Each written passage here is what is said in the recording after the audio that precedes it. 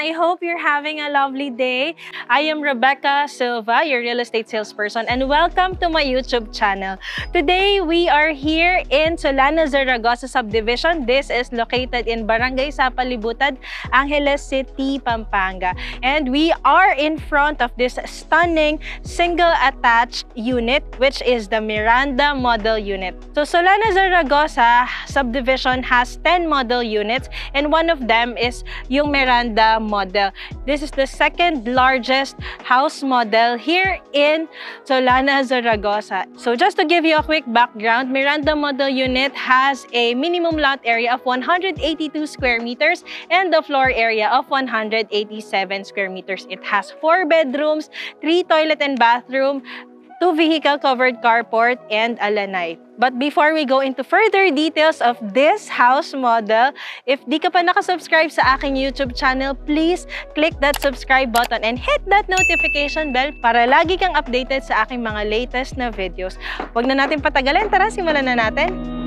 So, Miranda Model Unit is a single-attached unit. Ibig sabihin, nagsha-share ng common firewall. Mamaya, sasabihin ko po sa inyo bakit ko siya tinawag na single-attached. Pero dito, pag-usapan natin yung facade ng Miranda Model Unit. Mapapansin nyo po na ang mga bahay dito sa Solana, Zaragoza subdivision are inspired by architectural design. So, tulad na lamang po nitong Miranda Model, makikita nyo na ang kanyang facade ay very elegant. Gumamit sila ng tile cladding. Mukha siyang deco stone pero tiles lang po yan, which is very nice kasi nalilesen yung ating maintenance expense kapag dumating yung time na kailangan nating ipa-repaint yung ating bahay. Bago tayo pumasok sa loob, muna natin yung paligid. So dito sa harap, kasyang-kasya po yung 2 vehicles nyo. Covered carport na din po dito. And naka-wall tile cladding din yung part na to. Meron din pong nakaabang doon na 2 electrical outlets. And meron din ditong outdoor light na nakaabang and another outdoor light dito. Tapos moving forward, dito sa part na to, sa lanai area, ito yung inyong lanai. Napansin ko na yung kanilang stair step, elevated, siguro mga around 7 inches. Meron din another stair step dito. And naka-tiles na rin po siya. Usog tayo dito ng konti. At dito sa side na to, nandito po yung inyong back door or access door. Yes, kaya ko siya sinabi na single attached kasi itong part ng wall na to, ito, nakadikit siya doon sa katabing bahay. Tara, pasok na tayo sa loob.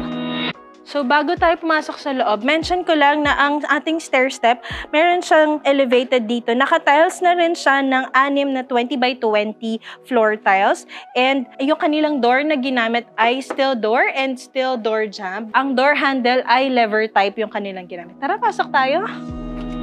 So, sa pagpasok natin dito sa Miranda Model Unit, napansin ko na open concept yung layout ng bahay. So, very malaki, very spacious. So, kung nasan ako, ito po ang inyong formal living area. Kasya yung 3-seaters, tapos meron siya ditong side table and another 2-seaters on this side. So, mention ko lang na may mga bintana po dito. Ito yung facade.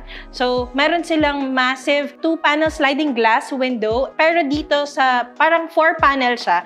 Yung sa 2 panel dito is fixed window. And another 2 sliding glass window dito and dito. Kaya pala napaka-presko dito sa Miranda Model Unit. Also, I would like to mention na ang height po ng ating floor to ceiling is around 9 feet. And yung atin pong flooring, gumamit sila dito ng 60 by 60 cm dimension ceramic tiles. And yung ating ceiling, gumamit sila dito ng metal deck. Concrete slab po yung buhos ng ating second floor. So, ito yung ating formal living area. Punta naman tayo doon sa dining area. So, dito sa kanilang formal dining area, kasya po yung 6-seaters. Actually, malawak pa siya. Kasya pa siya hanggang 10-seaters. Tapos, nandito din sa side na to, meron 2-panel sliding glass window and nandito po yung 2-panel sliding glass door ng kanilang lanai. Sobrang presko po dito sa bahay, no? Madami siyang bintana. Tapos, i-mention ko na rin na meron pong 2 electrical outlet on this side and another 2 electrical outlet on that side, malapit sa sliding glass door. Moving forward, dito sa kanilang kitchen, meron ditong parang mini bar countertop. Ang kanila pong shape ng kitchen ay U-shape and gumamit sila dito ng glossy po na 60 by 60 tiles din. And meron siyang wall tile cladding which is very nice kapag sa kitchen natin kasi mas madali pong linisin kapag may wall tile cladding dito sa bandang kitchen countertop. And gumamit din po sila dito ng 2 stainless steel sink, malalim siya, and single faucet. Mention ko na rin na meron silang hanging kitchen cabinet. Ayan. So, meron din silang shelves dito and another shelf dito sa baba. Meron ditong 2 electrical outlet kung kailangan nyo pong isaksak yung inyong mga appliances. And ito din, meron ditong hanging kitchen cabinet. And tipo, pag ito-turn over, included na yung mga cabinets na yan and itong base cabinet. And one good thing dito sa Solana Zaragoza, kasama din yung kanilang 2-burner built-in cooktop. And pwede din po kayo magpa-install dito ng range hood para exhaust kapag nagluluto po kayo dito. So ito po yung ating kitchen. Sa kitchen, meron po dito 1 electrical outlet. I think this is for refrigerator. And ito pong door na to, ito yung sa mga room dito sa ground floor. Actually, it's a service area or extension ng dirty kitchen. And at the same time, pwede din maging maid's room. Tara, pasukin natin. So, dito sa room na to, nandito yung bed para sa kasama nyo po sa bahay. Tapos, meron ding 2 electrical outlet dito. And at the same time, nandito nga din po yung kanilang service area. Meron din sila nakaprepare dito na single stainless steel sink with faucet. Nakatiles na rin, may wall tile cladding. And meron din po ditong 2 electrical outlet. Dito yung nakaprepare for laundry area. Meron pong drain on that side. So, ayan. Perfect to kapag may kasama ka sa bahay, tapos pagising niya, gusto niya maglaba ka agad. Ayun po, tara, punta tayo sa bedroom ng ground floor. So, dito yung kitchen area, nandito yung kanilang first bedroom. So, dito sa bedroom, gumamit sila dito ng wood panel door and steel door jamb. Doorknob po ang kanilang door handle. And mapapansin nyo po, napaka-spacious ha dito sa ground floor. Nandito yung kanilang 2 electrical outlet and another outlet for air conditioning purposes. Ang size po ng bed na to ay family size or double size na bed frame.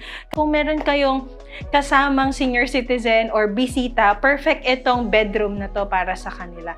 So, ang height po, nasa estimated 9 feet, yung height ng floor to ceiling, and same din po ang tiles is ceramic floor tiles.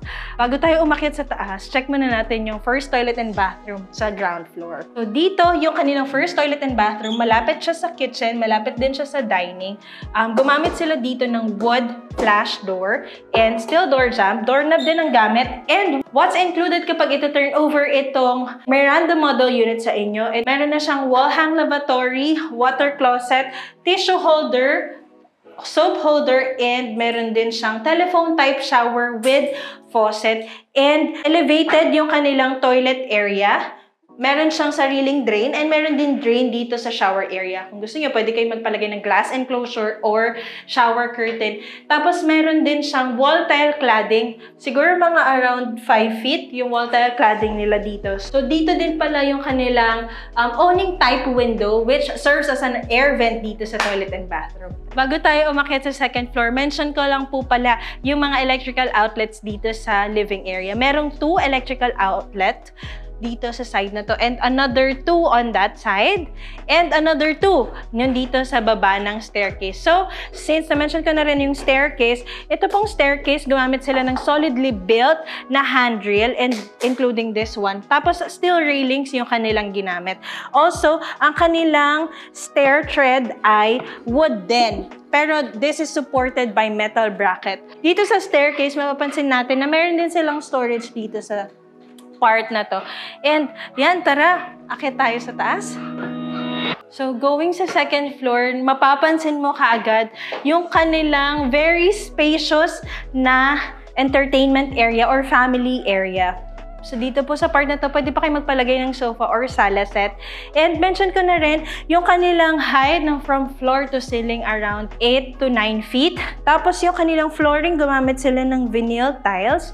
And dito sa part na to, may 2-panel sliding glass window and another 2-panel sliding glass window. Lahat po ng windows dito ay with screen. And ito yung isa sa magandang itsura ng Miranda model. Dito sa entertainment area or family area, nandito yung window. Gumamit sila ng massive sliding glass window. Tapos dito sa gilid at saka dito sa taas, fixed window siya. And nandito din po sa part na to yung 2 electrical outlets and ayun pa, meron pang another 2 electrical outlets doon. And dito din, may 2 electrical outlets. Meron din po siyang nakaabang dito sa side na to na kung gusto niyo dagdagan yung electrical outlets niyo. I think perfect to gawing TV console, tas dito yung mga upuan. And meron din po dito nakaabang na para sa indoor light and light din para dito sa ating staircase. So walang window sa tapat ng staircase, okay pa rin.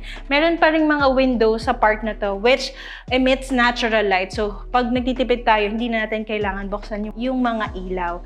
Para ngayon, hindi po nakabukas yung ilaw. So pasukin natin yung mga bedrooms dito sa second floor. So, from staircase, on your right, ito yung first bedroom. Lahat po ng mga doors na ginamit nila ay parehas and yung door handle ay parehas din, doorknob. So, steel door jamb and wood panel door. Tapos, kasya yung single size na bed. Kasya din hanggang double size na bed frame. And meron din po ditong 2 electrical outlet and another 2 electrical outlet. And ang maganda dito, meron na din silang provision na electrical outlet for air conditioning purposes. So, ito po yung size ng inyo pong first bedroom dito sa second floor or bedroom number 2 sa buong Miranda model unit. Tara, punta natin yung isa pang bedroom. So, dito yung bedroom number 3 ng Miranda model. Mapapansin nyo kaagad na meron siyang setback sa side na to.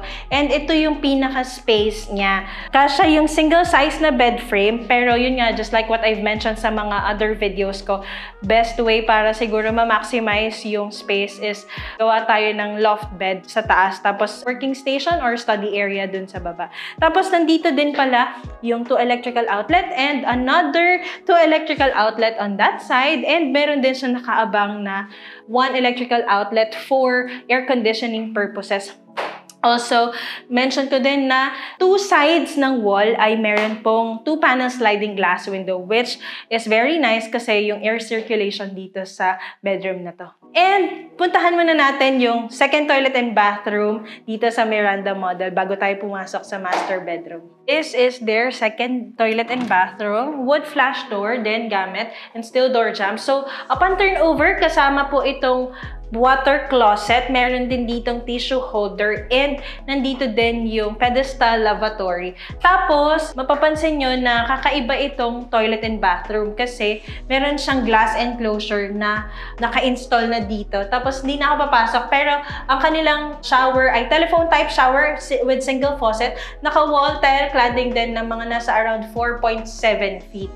Tapos, meron din ditong 2 electrical outlet dito sa toilet and bathroom na to. So, dito din po yung ating window, owning type window, na magsaserve as our air vent dito sa toilet and bathroom. And punta na tayo sa master bedroom. So this is the master bedroom. Mapapansin nyo po na sobrang spacious ng master bedroom. They used queen size bed frame and kasya pa hanggang king size. And don't worry kasi meron na siyang naka-install dito na built-in cabinet. So mention ko lang yung mga electrical outlet dito sa room. Meron 2 electrical outlet on that side and another 2 electrical outlet on that side. And meron din pong electrical outlet for air conditioning purposes. So they have 4 electrical outlets dito sa master bedroom. And meron din siyang built-in na cabinet which has shelves and wardrobe. Meron din pong mga drawers on this side.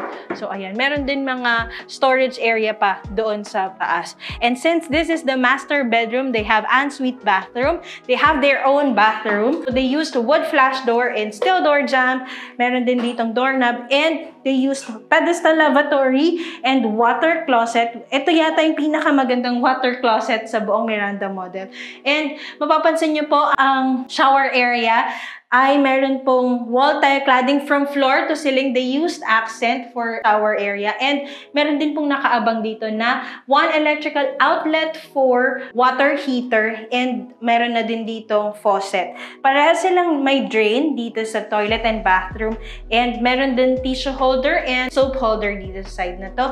Meron ding 2 electrical outlets sa taas ng pedestal lavatory and nandito din yung kanilang owning type window which will serve as our air vent. Kung gusto nyo, pwede nyo po itong ipag-glass enclosure or shower curtain ang gamitin. So, that's our toilet and bathroom. And one good feature of Miranda model unit, master bedroom has an access going to their balcony. So, ito po yung ating 2 sliding glass door na may screen.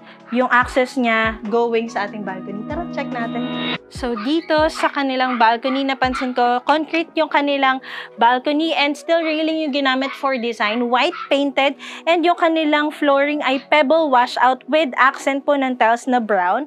And meron din dito nakaabang na outdoor light. So napakaganda na meron talagang balcony dito sa bahay. So, sa baba po nito, nandito yung 2 vehicle covered carport natin. And bago tayo magtapos, balik tayo sa facade. So, before po tayo matapos dito sa full house tour natin, I would like to mention some advantages of owning a property here in Solana Zaragoza subdivision. This subdivision is very near sa Marquee Doctor Medical Center.